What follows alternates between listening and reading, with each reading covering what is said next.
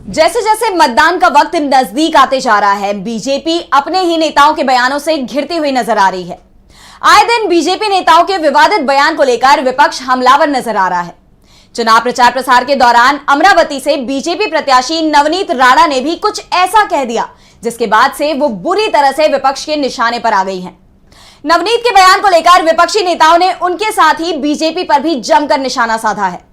तो ऐसा क्या कहा है बीजेपी प्रत्याशी ने, जानने के लिए देखिए ये रिपोर्ट। पहले चरण के मतदान के लिए प्रचार प्रसार का आज अंतिम दिन है। महज कुछ ही घंटों में ये प्रक्रिया समाप्त हो जाएगी, लेकिन इससे पहले बीजेपी मुश्किल में फंसती हुई नजर आ रही है। पार्टी के प्रचार प्रसार के दौरान अपने ही नेताओं के बयान पार्टी को बड़ी मुसीबत में डालते हुए नजर आ रहे हैं। हाल ही में अमरावती से बीजेपी प्रत्याशी नवनीत राणा ने पार्टी कार्यकर्ताओं से कहा कि वह इस भ्रम में न रहे कि पीएम मोदी की हवा है। उनके इस बयान को लेकर विवाद काफी तेज हो गया है।